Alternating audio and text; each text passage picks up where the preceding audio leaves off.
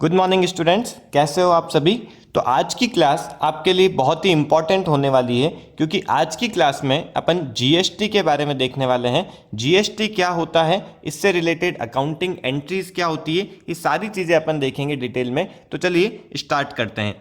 देखिए जीएसटी क्या है। जीएसटी का मतलब होता है गुड्स एंड सर्विस टैक्स। इसका मतलब गुड्स पे लगने वाला या फिर सर्विसेज पे लगने वाला जो टैक्स होता है उसे ही अपन क्या बोलते हैं, जीएसटी बोलते हैं। देखिए जीएसटी एक टाइप का इनडायरेक्ट टैक्स होता है और ये एक वैल्यू एडेड टैक्स होता है। अपन यहाँ पे बहुत ज़्यादा टैक्सेशन के अंदर नहीं जाएंगे क्योंकि वो एक अलग ही सब्जेक्ट बन जाता है। अभी अपन एक अकाउंटिंग के नज़रिए से देखेंगे अकाउंटिंग के अंदर जीएसटी का क्या रोल है, उससे रिलेटेड क्या जर्नल एंट्रीज होती है वो अपन देखेंगे। चलिए अपन एक एग्जांपल लेते हैं और उससे समझते हैं जीएसटी कैसे अप्लाई होता है, कैसे उस पर टैक्स लगता है। देखिए एक पर्सन है, उसके पास में 100 रुपीज़ का सपोज कोई गुड्स है। अब ये इस 100 रुपीज़ का गुड्स को बी को सेल करता है। जब बी को सेल करता है तो गवर्नमेंट बोलती है कि ये जो आपका गुड्स है इसके ऊपर आपको टैक्स लगाना पड़ेगा और जो टैक्स लगेगा वो आपको गवर्नमेंट को देना पड़ेगा। तो एक एग्जांपल ले लेते हैं अपन कि यहाँ पे इसके ऊपर 18% का टैक्स है। तो ए जो पर्सन है वो क्या करता है, वो अपना जो बिल बनाता है, बिल के अंदर यहाँ पे लिखता है जो भी उसकी क्वांटिटी है, ये इसने इतनी, ये जो क्वांटिटी है ये 100 रुपीज़ की दी और उसके बाद में यहाँ पे ऐड करता है टैक्स। यहाँ पे लिखेगा वो जीएसटी और जीएसटी यहाँ पे सपोज 18% है तो वो 18% का टैक्स ऐड करता है और 118 रुपीज़ का जो बिल है वो बी को देता है। तो बी को अब यहाँ पे क्या करना पड़ेगा, बी को ए को यहाँ पे 118 रुपीज़ देने पड़ेंगे टोटल मिला के। मतलब उसने 100 रुपीज़ का गुड्स लिया और 18 रुपीज़ का जो टैक्स लगा तो टोटल उसको 118 रुपीज़ देने पड़ेंगे। ए क्या करता है, ए इसमें से 118 रुपीज़ जो इसके पास में आते हैं उसमें से 18 रुपीज़ का टैक्स गवर्नमेंट को देता है। तो ये एक बेसिक बता दिया मैंने कि जीएसटी क्या होता है। तो देखिए अपन एक और एग्जांपल लेते हैं। देखिए यहाँ पे 3 पर्सन हैं, ए, बी और सी। ए ने गुड्स सेल किया है बी को, 1000 रुपीज़ का गुड्स था, इसके ऊपर इसने 18% का जीएसटी लगाया 180 रुपीज़ का और टोटल मिला के 1180 रुपीज़ का गुड्स इसने बी को सेल किया है। बी ने क्या किया है, इस गुड्स की, इसी गुड्स की वैल्यू बढ़ाई है, इसमें कुछ वैल्यू एडिशन किया है और 2000 रुपीज़ पे इसको सेल कर दिया है सी को। अब 2000 रुपीज़ के ऊपर फिर से टैक्स लगाया इसने 360 रुपीज़ का और टोटल 2360 रुपीज़ में इसे सी को सेल कर दिया। सी जो है ये एक कस्टमर है तो कस्टमर ने क्या किया, 2360 रुपीज़ बी को दे दिए। अब यहाँ पे अपने को देखिए क्या देखना है, एक चीज़ देखनी है कि कौन जना कितना टैक्स देगा गवर्नमेंट को। ए कितना टैक्स देगा और बी कितना टैक्स देगा। देखिए जीएसटी एक टाइप का वैल्यू एडेड टैक्स है। अब वैल्यू एडेड टैक्स का क्या मतलब होता है कि जितना आप वैल्यू एडिशन करोगे उतना ही टैक्स आपको गवर्नमेंट को देना पड़ेगा। तो देखिए यहाँ पे ए ने क्या किया था, ये गुड्स प्रोड्यूस किया था मतलब इसने 0 से 1000 रुपीज़ की वैल्यू एडिशन करी है। मतलब 1000 रुपीज़ का टोटल जो वैल्यू एडिशन किया है इसके ऊपर 18% का टैक्स, 180 रुपीज़ का टैक्स जो बनता है वो इसको गवर्नमेंट को देना पड़ेगा। बी ने क्या किया है, देखिए बी ने 1000 रुपीज़ का गुड्स परचेज किया और उसकी वैल्यू बढ़ा के 2000 कर दी। इसका मतलब इसने वैल्यू एडिशन ओनली कितने का किया है, 2000 माइनस 1000, दैट इज 1000 रुपीज़ का इसने वैल्यू बढ़ाई है।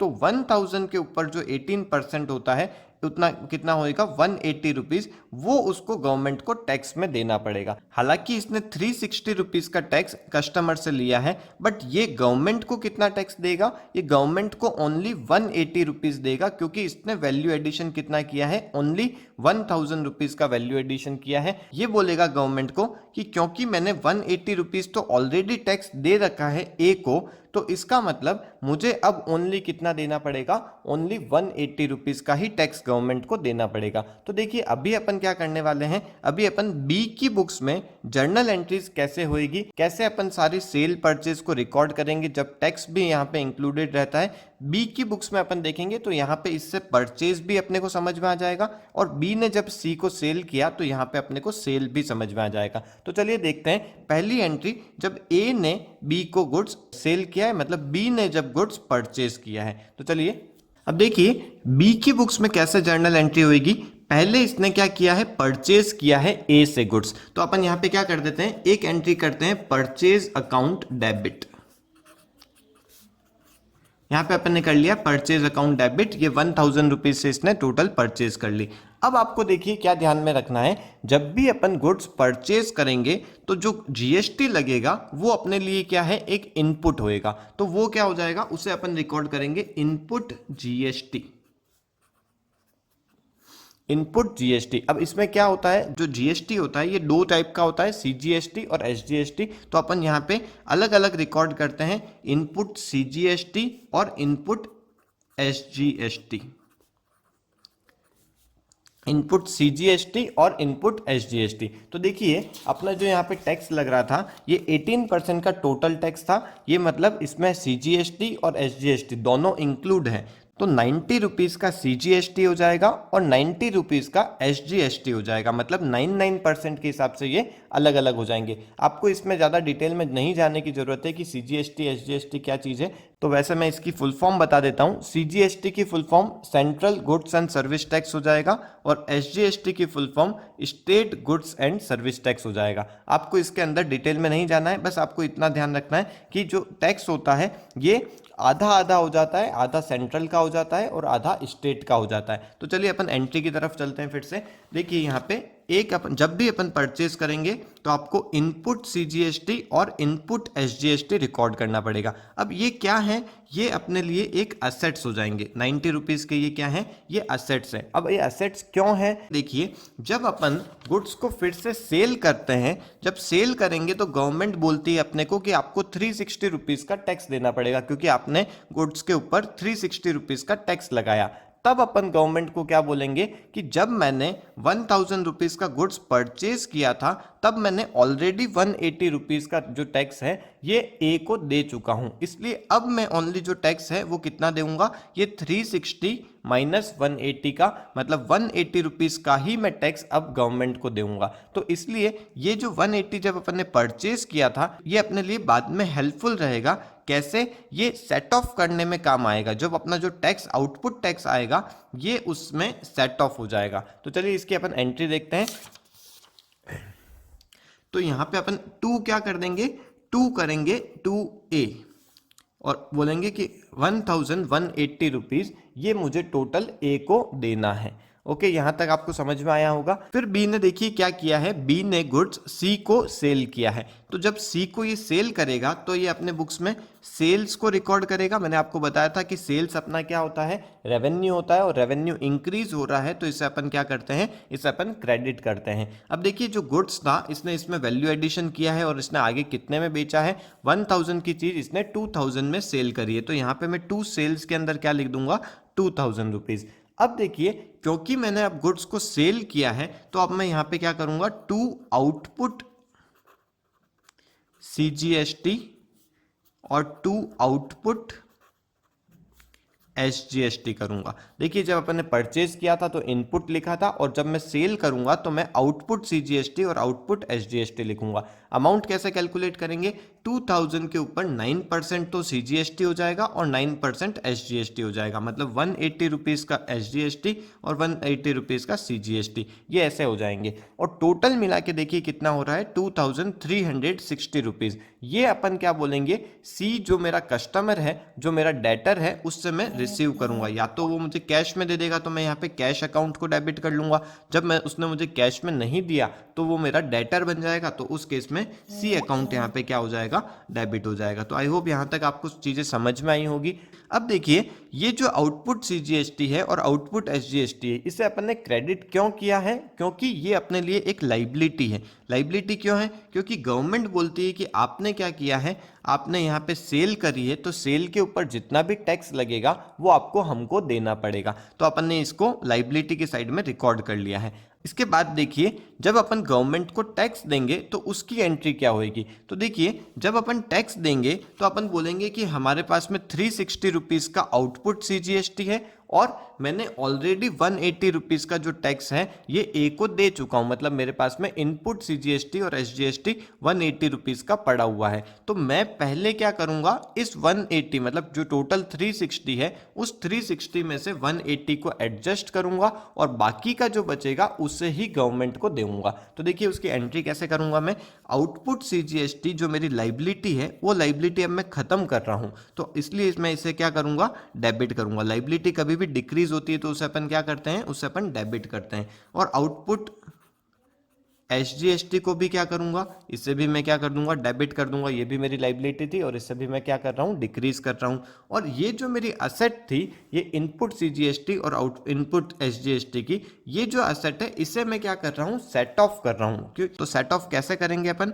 To input SGST and to input CGST, और ये हो जाएंगे 90 रुपीज़ और 90 रुपीज़। तो देखिए यहाँ पे 360 रुपीज़ डेबिट में आ रहा है और 180 रुपीज़ का क्रेडिट में आ रहा है। इसका मतलब अभी भी एंट्री यहाँ पे पूरी कंप्लीट नहीं हुई है। अब जो बाकी का 180 रुपीज़ जो बचा है, मतलब जो मैंने एक्स्ट्रा वैल्यू एडिशन किया था, देखिए 1000 रुपीज़ से मैंने वैल्यू एडिशन करके 2000 लेके आया था। मतलब मैंने वैल्यू एडिशन कितना किया था, 1000 रुपीज़ का वैल्यू एडिशन किया था। ये जो 1000 रुपीज़ का वैल्यू एडिशन है इसके ऊपर 18% मतलब 180 रुपये, 180 रुपीज़ का आपको क्या करना पड़ेगा, गवर्नमेंट को टैक्स देना पड़ेगा। तो यहाँ पे जो 180 बचा हुआ है ये अपन क्या करने वाले हैं, गवर्नमेंट को टैक्स दे रहे हैं। बैंक से भी दे सकते हैं और आप कैश में भी इसे पेमेंट कर सकते हैं। तो यहाँ पे जो 180 रुपीज़ है वो बैंक में आ जाएगा। तो आई होप यहाँ तक आपको चीज़ें समझ में आई होगी। एक बार फिर से मैं वापस बता देता हूँ कि जब अपन गुड्स को परचेज करते हैं तो अपनी इनपुट सीजीएसटी और इनपुट एसजीएसटी हो जाता है, और जब अपन गुड्स को सेल करते हैं तो आउटपुट सीजीएसटी और आउटपुट एसजीएसटी हो जाता है। फिर अपन जब गवर्नमेंट को पे करते हैं तो जितना आउटपुट है उसमें से इनपुट को एडजस्ट करेंगे पहले, और उस इनपुट को एडजस्ट करने के बाद में जितना टैक्स बनता है वो बचा हुआ टैक्स अपन गवर्नमेंट को पे कर देते हैं, टू बैंक यहाँ पे कर देंगे क्रेडिट में। ओके, तो यहाँ तक आपको समझ में आया। ये जो परचेज और सेल थी ये सारी विद इन स्टेट थी, मतलब राजस्थान का जैसे गुड्स है वो राजस्थान में ही सेल हो रहा है, या फिर महाराष्ट्र का गुड्स महाराष्ट्र में ही सेल होता है, तब अपन सीजीएसटी और एसजीएसटी लिखते हैं। जब गुड्स एक स्टेट से दूसरे स्टेट में यदि सेल होता है तब अपन यहाँ पे इनपुट आईजीएसटी लिखते हैं। इनपुट आईजीएसटी का मतलब है इंटीग्रेटेड जीएसटी, मतलब जब भी गुड्स एक स्टेट से दूसरे स्टेट में सेल होएगा तब इंटीग्रेटेड जीएसटी लगेगा, मतलब आईजीएसटी लगेगा। और उस केस के अंदर देखिए यहाँ पे जो मैंने टैक्स अलग अलग किया था, टैक्स यहाँ पे 18% का जब एसजीएसटी सीजीएसटी करते हैं तो 9% करना पड़ता है, बट जब इंटर स्टेट गुड्स सेल होता है तब टोटल 18% एक ही साथ में आता है, वो आईजीएसटी के अंदर आता है। तो उस समय जो एंट्रीज है वो कैसे हो जाएगी, purchase account debit, input IGST account debit to A account हो जाएगा, और सेल करते टाइम पे क्या हो जाएगा, C account debit to sales to output IGST हो जाएगा। तो देखिए अभी तक अपन ने परचेज और सेल से रिलेटेड जीएसटी के ट्रांजैक्शंस देखे थे। अब अपने को देखना है परचेज रिटर्न और सेल्स रिटर्न के केस के अंदर क्या होता है। तो देखिए पहले अपन विदाउट जीएसटी देखेंगे कि परचेज रिटर्न के अंदर क्या होता है, और फिर अपन विद जीएसटी देखेंगे कि परचेज रिटर्न के अंदर क्या होता है। देखिए मैंने कुछ नॉर्मल एंट्रीज लिखी है। Purchased goods of ₹2000 from Ram, तो राम से मैंने क्या किया है, गुड्स परचेज किया है। तो उस केस में अपन नॉर्मल एंट्री कर लेंगे, purchase account debit to Ram ₹2000। Then देखिए इसके बाद में लिखा है goods of ₹500 return to the supplier Ram. तो राम को अपन ने क्या किया है, गुड्स 500 रुपीज का रिटर्न कर दिया है। तो देखिए अब यहाँ पे अपनी परचेज क्या हो रही है, कम हो रही है, या फिर अपन बोले कि अपना एक्सपेंस जो है वो क्या हो रहा है, कम हो रहा है। तो जब एक्सपेंस डिक्रीज होता है तब अपन उसे क्या करते हैं, क्रेडिट करते हैं। तो देखिए यहाँ पे मैंने क्या लिखा है, परचेज रिटर्न को मैंने क्रेडिट किया है, और राम को क्योंकि अब मुझे कम पैसे देने पड़ेंगे क्योंकि मैंने कुछ गुड्स रिटर्न कर दिया उसे, तो अब जो मेरा क्रेडिटर था उसका भी अमाउंट क्या हो जाएगा, कुछ कम हो जाएगा। इसलिए लाइबिलिटी डिक्रीज होती है तो अपन उसे डेबिट करते हैं। तो इसलिए यहाँ पे Ram account debit to purchase return आ जाएगा। अब देखिए ये वाला जो ट्रांजैक्शन था ये विदाउट जीएसटी था। अब इन्हीं ट्रांजैक्शन को अपन विद जीएसटी देखेंगे। तो देखिए जीएसटी के साथ में क्या हो जाएगा, सेम क्वेश्चन है, बस मैंने यहाँ पे लिख दिया है कि एसजीएसटी 9%, सीजीएसटी 9%। तो उस केस में जब अपन परचेज करेंगे तो परचेज के साथ में अब यहाँ पे इनपुट एसजीएसटी और इनपुट सीजीएसटी भी आ जाएगा। तो परचेज अकाउंट डेबिट 2000 रुपीज से, इनपुट एसजीएसटी 180, इनपुट सीजीएसटी 180 और टू राम कर लेंगे 2360 से। मतलब अब मुझे टोटल राम को कितने रुपए देने हैं, 2360 रुपीज देने हैं। अब इस केस के अंदर जब अपना गुड्स रिटर्न देते हैं अपन राम को, मतलब जो अपना सप्लायर है उसे अपन गुड्स रिटर्न करते हैं, तो उस केस में क्योंकि मैंने जब परचेज किया था तब इनपुट लिया था एसजीएसटी और सीजीएसटी का, इन्हें अपन ने एक एसेट की तरह ट्रीट किया था।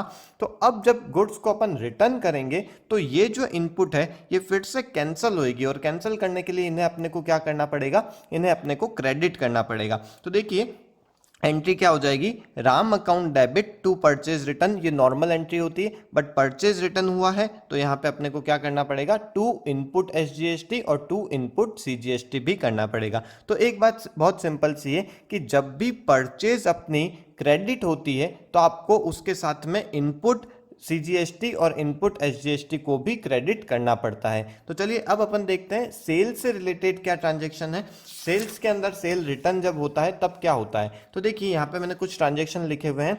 सोल्ड गुड्स टू कृष्णा ₹40,000, तो 40,000 का गुड्स मैंने सेल किया है कृष्णा को, उसकी नॉर्मल एंट्री हो जाएगी Krishna account debit to sales, ये इजी है। देन इसके बाद में देखिए लिखा है goods of ₹10,000 return by Krishna, मतलब कृष्णा ने कुछ गुड्स अपने को फिर से रिटर्न दे दिए। तो अब देखिए अपना जो रेवेन्यू है ये डिक्रीज हुआ है जब सेल अपनी कम होती है, क्योंकि गुड्स अपने को रिटर्न दे दिए हैं तो सेल यहाँ पे क्या हुई है, सेल डिक्रीज हुई है। सेल डिक्रीज होना मतलब रेवेन्यू डिक्रीज होना, और रेवेन्यू डिक्रीज होना मतलब उसे डेबिट करना। तो इसलिए मैंने यहाँ पे देखिए क्या किया है, सेल रिटर्न अकाउंट को डेबिट किया है और टू कृष्णा अकाउंट किया है। कृष्णा को क्रेडिट क्यों किया, क्योंकि अब वो मुझे कम पैसे देगा। पहले जब वो मेरा डेटर बना था तो 40,000 रुपीज उसको देने थे, बट क्योंकि उसने 10,000 रुपीज का गुड्स रिटर्न कर दिया तो अब उसे ओनली 30,000 ही देने, मतलब जो मेरा डेटर है वो डिक्रीज हुआ है। तो एसेट जब डिक्रीज होती है तो उसे अपन क्या करते हैं, उसे अपन क्रेडिट करते हैं। इन्हीं ट्रांजैक्शंस को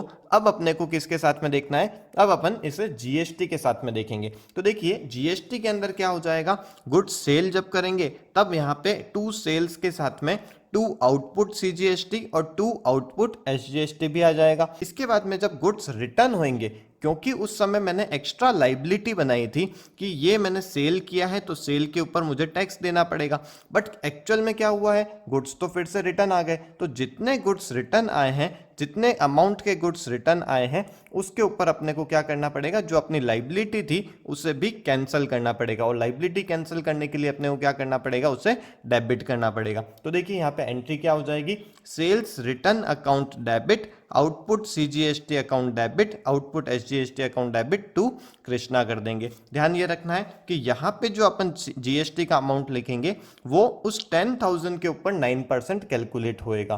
तो आई होप यहाँ तक आपको बातें समझ में आ गई होगी। अब अपन जीएसटी की कुछ और जर्नल एंट्रीज देखेंगे। जब गुड्स को अपन रिटर्न करते हैं तब क्या एंट्रीज होती है, जब गुड्स अपन चैरिटी में देते हैं या फिर गुड्स अपना लॉस हो जाता है, लॉस बाय फायर हो जाता है, उस केस में जीएसटी की क्या एंट्रीज रहती है, तो ये अपन देखते हैं। तो देखिए ये कुछ और जर्नल एंट्रीज है जीएसटी से रिलेटेड। देखिए एक एक करके अपन देखते हैं। Goods taken by the proprietor for personal use. अब यहाँ पे देखिए पर्सनल यूज के लिए 10,000 रुपीज के गुड्स लेके चले गए हैं। अब यहाँ पे सब में जीएसटी रहेगा, मैं यहाँ पे 18% का जीएसटी मान के चल रहा हूँ, मैंने यहाँ पे किसी में लिखा नहीं है क्वेश्चन में, बट आप मान के चलिए यहाँ पे 18% का जीएसटी है। तो देखिए अपन जब नॉर्मल पर्सनल यूज के लिए लेके जाते थे बिना जीएसटी के, तब अपन एंट्री करते थे drawing account debit to purchase. तो अब यहाँ पे क्या हो जाएगा, यहाँ पे drawing account debit to purchase तो होना ही है, परचेज के अंदर 10,000 रुपीज जो है वो आ जाएंगे, और इसके साथ में इसके ऊपर जो इनपुट था वो भी अब कैंसिल होएगा। तो टू इनपुट सीजीएसटी और टू इनपुट एसजीएसटी 900 रुपीज का और अपने को क्रेडिट करना पड़ेगा।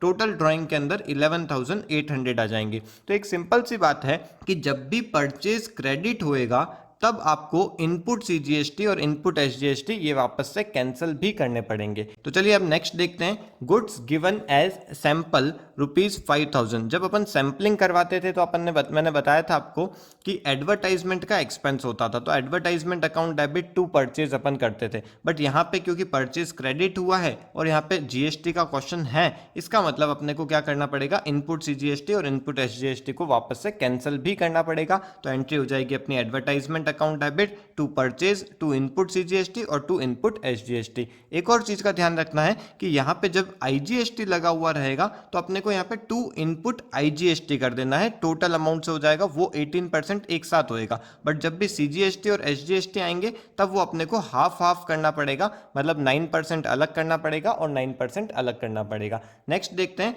Goods lost in fire ₹20,000। तो यहाँ पे भी अपनी वही सेम एंट्री रहेगी जैसे loss by fire account debit to purchase अपन नॉर्मल करते थे, बट क्योंकि परचेज क्रेडिट हुआ है तो यहाँ पे इनपुट सीजीएसटी और इनपुट एसजीएसटी भी कैंसिल किए अपन ने, और उसके हिसाब से ये total entry loss by fire account debit to purchase और टू इनपुट सीजीएसटी और टू इनपुट एसजीएसटी आ जाएगा। इसके बाद में नेक्स्ट देखिए, गुड्स गिवन एज चैरिटी ₹30,000। तो जब चैरिटी में भी अपन जब गुड्स देते थे तो एंट्री करते थे charity account debit to purchase, और परचेज यहाँ पे क्रेडिट हुआ है तो अपने को इनपुट सीजीएसटी और इनपुट एसजीएसटी को भी कैंसिल करना पड़ेगा। तो आई होप यहाँ तक आपको सारी चीज़ें समझ में आ गई होगी। जीएसटी से रिलेटेड अपन ने सारे ट्रांजेक्शन्स देख लिए हैं, और भी आपके कोई डाउट हैं तो आप प्लीज़ उसे कमेंट बॉक्स में लिखिए। और यहाँ तक वीडियो अच्छे से समझ में आया है तो प्लीज़ आप इसे लाइक कीजिए, सब्सक्राइब कीजिए और अपने फ्रेंड्स के साथ में इसे जरूर शेयर कीजिए। Okay, thank you.